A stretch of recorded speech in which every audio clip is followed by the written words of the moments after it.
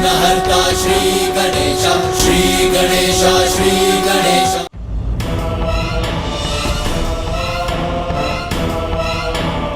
राजा देवोदास, आप स्वयं को प्रभावित होने से नहीं रोक पाएंगे।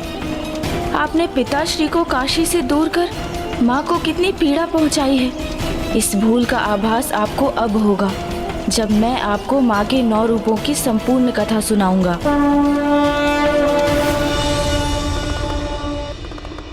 सत्य है, गणेश ने उचित युक्ति का प्रयोग कर अपना और कुमार कार्तिकेय का राजा दिवोदास के भवन में प्रवेश सुनिश्चित कर लिया है।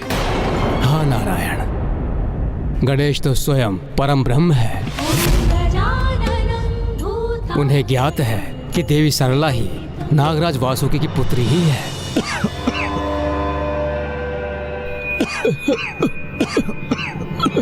नारायण, गणेश जी और कुमार कार्तिकेय राजा दिवोदास के भवन में पहुंच तो गए, किंतु वो नवरात्रि के व्रत के लिए उन्हें सहमत कैसे कर पाएंगे?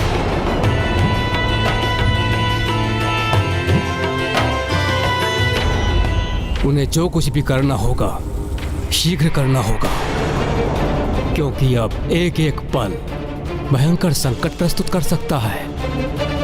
वेद में ही ज्ञान का संचय है, और जब संसार से ज्ञान ही लुप्त हो जाए तो अज्ञानता का प्रसार होता है, और ऐसी अवस्था में पृथ्वीवासी 6 पाप लोभ, मोह, माया, काम, क्रोध और अहंकार के वश में आ जाते हैं।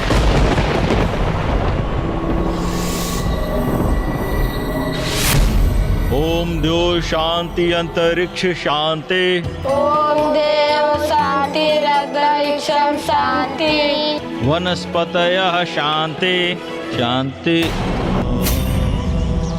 शांति वन। ये क्या? जिस श्लोक को मैं वर्षों से उच्चारित करता हूँ वो मेरे स्मरण से अकस्मात लुप्त कैसे हो गया? अब तो यही आशा है कि गणेश को युक्ति लगाकर राजा दिवोदास को व्रत के लिए मना ले, क्योंकि नवरात्रि की तिथियां तो कल से ही आरंभ है। अर्थात गणेश के पास केवल आज रात्रि का ही समय शेष है, क्योंकि व्रत और पूजन उचित समय पर उचित विधि विधान से ही होना चाहिए, अन्यथा उसका कोई सुफल प्राप्त नहीं होगा।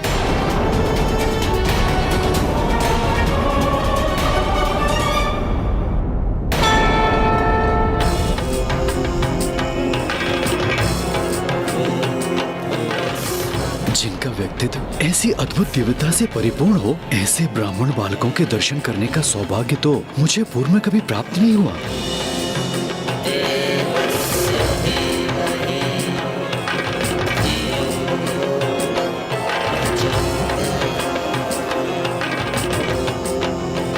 स्वामी, मेरे इन दोनों विलक्षण ब्राह्मण बालकों से संयोगवश माँ गंगा घाट पर भेंट हुई। दोनों अत्यंत ही विद्वान हैं और आज ही यात्रा करते करते काशी में प्रवेश किया है इन्होंने। विप्रगण, हमें अपना परिचय देने की कृपा करें।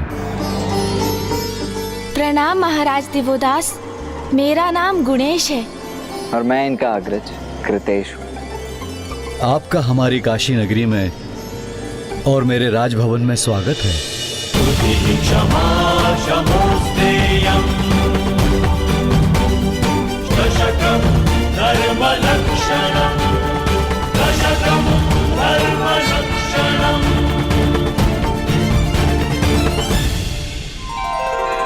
वैसे विद्वान के दर्शन को ही श्रेष्ठ माना गया है, किंतु यदि आप मुझे ज्ञान रस के पान की अनुमति दें तो मेरा परम सौभाग्य होगा।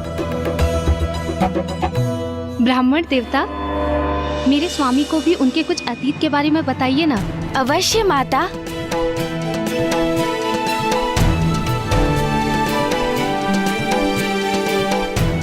क्षमा कीजिएगा, जो घटना घटित हो चुकी है उसकी चर्चा तो अनेक ज्योतिषी कर लेते हैं, उसका उल्लेख करने से क्या लाभ? यदि कुछ बता सकते हैं तो भविष्य के विषय में बताइए कि मेरे भविष्य में क्या घटित होगा।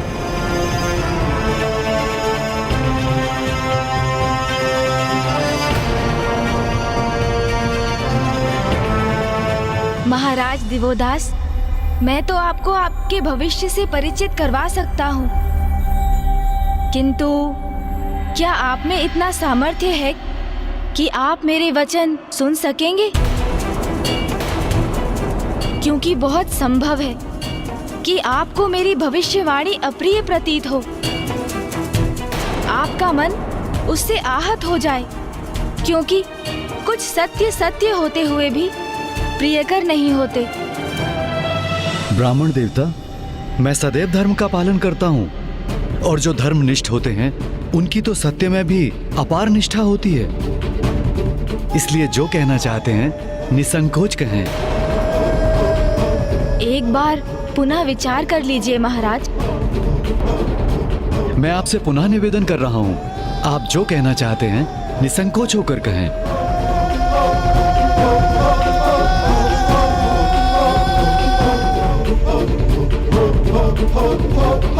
तो सुनिए महाराज, सत्य तो ये है कि संसार में जिसका भी आगमन होता है उसे विदा भी लेनी होती है। यही सृष्टि का नियम है। हमें बचपन में जिससे लगाव होता है, जिन्हें हम अपने संबंधी मानते हैं, वो भी एक दिवस पराये हो जाते हैं।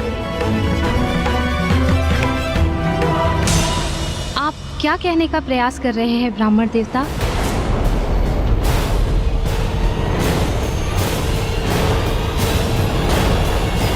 यही कि आपके जीवन में बहुत अल्प समय शेष है महाराज देवोदास।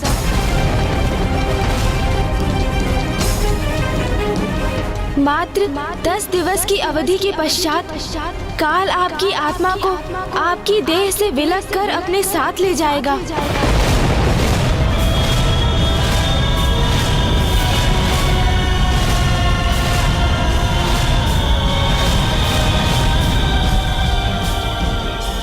नारायण, ये प्रथम पूज्य गणेश जी ने ये कैसी घोषणा कर दी? राजा देवदास तो धर्मनिष्ठ हैं, परोपकारी हैं, नेक हैं, तो उनको समझाने के स्थान पर उनकी मृत्यु की घोषणा। प्रथम पूज्य गणेश जी कुछ भी अनुचित नहीं कर सकते, किंतु एक धर्मनिष्ठ राजा के लिए उन्होंने ऐसे अहित का शब्द कैसे कह दिया? गणेश ने केवल वही कहा जो महागणाधिपति की इच्छा थी। उन्हीं की इच्छा शब्द बनकर गणेश के मुख से प्रकट हुई है। श्री महागणाधिपति की इच्छा तो अटल विधान है, जिसे कोई टाल नहीं सकता। इसका अर्थ है ब्रह्मदेव गणेश जी के शब्द सत्य होकर ही रहेंगे। किंतु ऐसा क्यों? अग्निदेव, गणेश कभी किसी का अहित या मृत्यु की कामना नहीं कर सकता। वो तो भगवान के भक्तों, निर्दोष और धर्मनिष्ठ लोगों की सहायता के लिए सदैव तत्पर रहता है। राजा दिवोदास को लेकर गणेश की घोषणा के पीछे अवश्य उसी की कोई लीला छुपी होगी, जिस लीला का रहस्य तो तभी उजागर होगा जब वो हम सभी के समक्ष प्रकट होकर अपना परिचय देगी।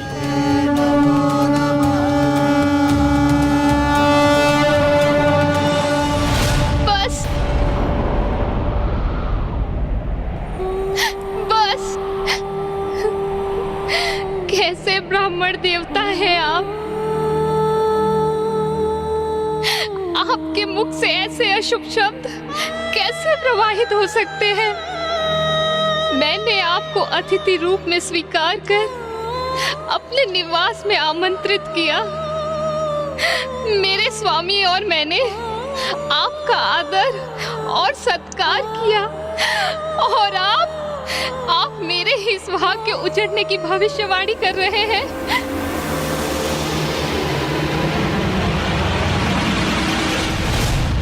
माता, मेरा विश्वास कीजिए, मैंने जो भी कहा वो किसी दुर्भावना के कारण नहीं कहा। मैं तो मात्र ज्योतिष विद्या का ज्ञानी एक ब्राह्मण हूँ, और मेरी विद्या ने मुझे यही कहने के लिए प्रेरित किया। किंतु ये भी तो संभव है कि आपकी विद्या उचित आकलन ना कर सकी हो। से ही कोई चूक हुई हो? नहीं माँ, गुणेश की गणना में कभी कोई चूक नहीं होती। इसीलिए उसने आपको पूर्व में ही सचेत किया था कि जो वो कहने जा रहे हैं कदाचित उसका श्रवण आपके लिए असहनीय हो। किंतु माता, आप इतनी व्याकुल क्यों हो रही हैं? मृत्यु तो संसार का अंतिम सत्य है। अवधि 10 दिवस की हो अथवा 1 वर्ष की, प्रत्येक जीव के जीवन काल का अंत तो एक ना एक दिवस तो होना ही है। और मृत्यु, माता, मृत्यु तो मात्र इस नश्वर शरीर की ही होती है। आत्मा तो अजर अमर है, जो संसार में कर्म करने आती है और आयु पूर्ण होते ही वो इस नश्वर शरीर का परित्याग करने पर विवश हो जाती है और अपने जीवन में जिन भी कर्मों का संचय वो आत्मा करती है वही उसके साथ जाते हैं। किंतु बस सरला,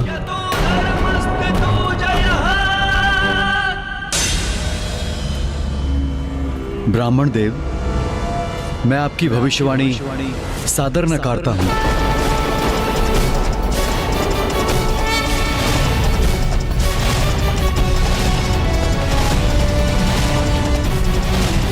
मेरा जीवन अब मात्र 10 दिवसों के लिए ही शेष है। मुझे आपकी ये भविष्यवाणी स्वीकार नहीं, और मैं अपने कथन को प्रमाणित करने हेतु आप दोनों को 10 दिवस के लिए अपने राजभवन में मेरा आतिथ्य स्वीकार करने का निमंत्रण देता हूं।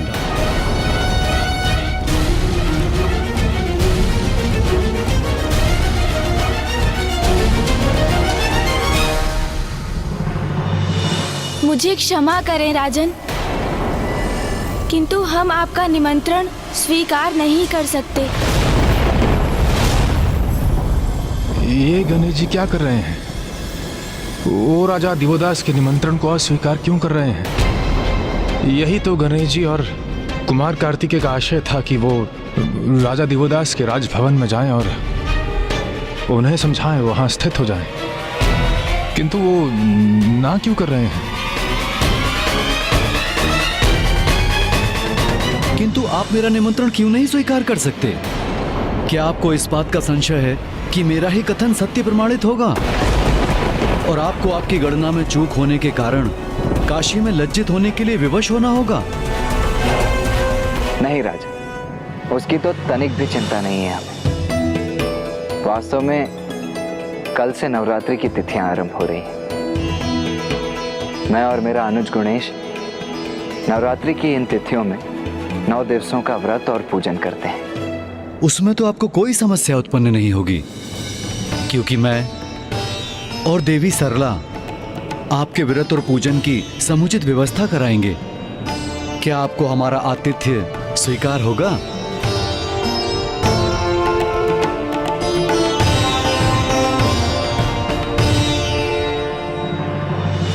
नहीं राजन, हमें तब भी आपका निमंत्रण अस्वीकार ही करना होगा। हम यहाँ पर व्रत और पूजन नहीं कर सकते। किंतु क्यों नहीं ब्राह्मण देवता? आप यहाँ पूजन क्यों नहीं करेंगे?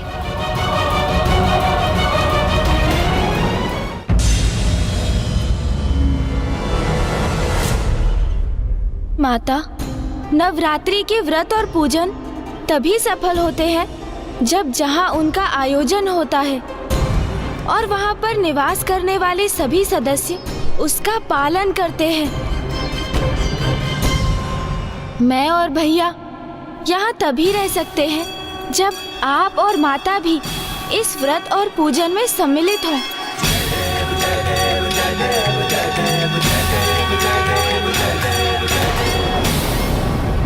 किंतु मैं और गुणेश आपको ये व्रत रखने के लिए विवश तो नहीं कर सकते।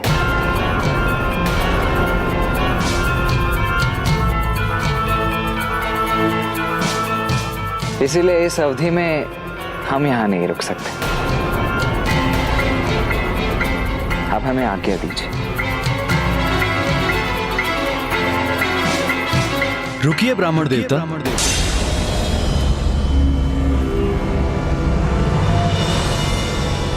अतिथियों की इच्छा हमें शिरोधार्य है।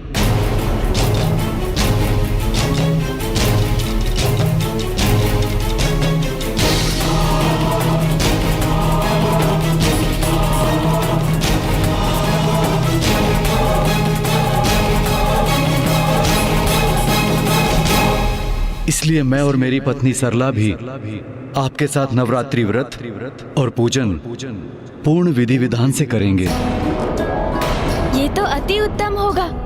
इस प्रकार तो ये 9 दिवस बड़ी सहजता से व्यतीत होंगे। और इसके उपरांत आपके भविष्यवाणी की भी परख हो जाएगी। तो उचित है महाराज। कल से व्रत और पूजन के साथ हम आपको माँ के 9 रूपों की कथा भी सुनाएंगे। जैसे जैसे आप प्रत्येक कथा सुनेंगे तो आपको स्वयं अपने प्रश्नों के उत्तर प्राप्त हो जाएंगे और आपको ये भी ज्ञात हो जाएगा कि क्यों शेष है 10 दिवस आपका जीवन। क्या आप अपने जीवन के इस सत्य को स्वीकार कर सकेंगे? उचित है ब्राह्मण देवता। हमें आपकी भविष्यवाणी पर विश्वास हो अथवा नहीं, हम आपकी दिव्यता का मान अवश्य रखेंगे और आपकी आज्ञा अनुसार हम इस पूजन की समस्त व्यवस्था करेंगे और आपके आदेशों का पालन करेंगे। माता, महाराज, देवी की स्थापना कल प्रातः होगी। अब हमारी आपसे भेंट कल भोर में ही होगी।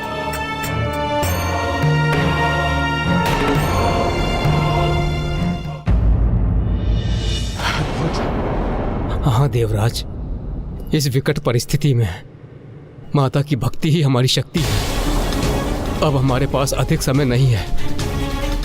अब हमें यही आशा करनी चाहिए कि गणेश जी और कुमार कार्तिकेय माता के 9 रूपों की कथा सुनाकर इन 10 दिवसों में राजा देवोदास के हृदय को परिवर्तित करने में सक्षम हो जाएं और राजा देवोदास काशी का त्याग करने के लिए तैयार हो जाएं। किंतु यदि ऐसा नहीं हुआ तो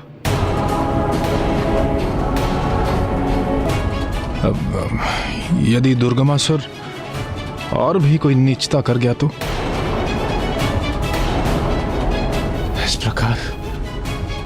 इस प्रकार तो वेद संसार से विलुप्त हो जाएंगे। किंतु भक्ति कभी असफल नहीं होती। मुझे पूर्ण विश्वास है कि गणेश अवश्य कोई न कोई युक्ति लगाकर राजा दिवोदास का हृदय परिवर्तन करके अपने प्रयोजन को सिद्ध कर लेगा। हमें भी गणेश जी के सुझाव के अनुसार कल दिवस से ही व्रत और पूजन आरंभ करना चाहिए, क्योंकि मुझे आभास हो रहा है वेद की देवी अपार कष्ट में है।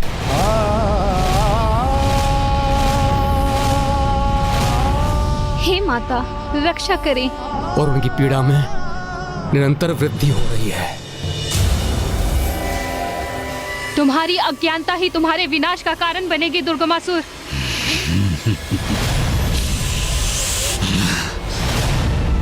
देवी, व्यर्थ है ज्ञान और उसकी महिमा का बखान। वेद की देवी ज्ञान झुक गया मेरे बल के समक्ष, और देखो मैं ब्रह्मलोक में प्रवेश कर तुम्हारा हरण कर लाया, और अब मैं तुम्हें यही रखूंगा जहां तुम्हारा अस्तित्व ही नहीं रहेगा। धीरे धीरे धूमिल होकर विलुप्त हो जाओगी तुम, और वेद नष्ट हो जाएंगे। वेद नष्ट हो जाएंगे। मूर्ख असुर, यदि वेद नहीं रहे तो संसार से ज्ञान विलुप्त हो जाएगा। ज्ञान ही तो मिटाना है मुझे, जहां अज्ञान का प्रभाव हो।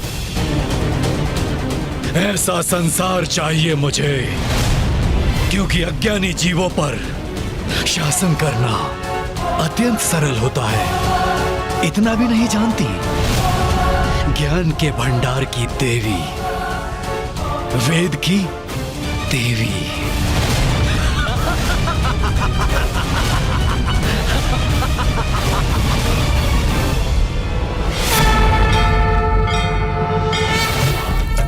धार्मिक व्यक्ति धर्म का मार्ग सहज ही स्वीकार कर लेते हैं, जबकि अधर्मी अहंकारवश सब जानते हुए भी अधर्म का चुनाव करते हैं और स्वयं के पतन का मार्ग प्रशस्त कर लेते हैं।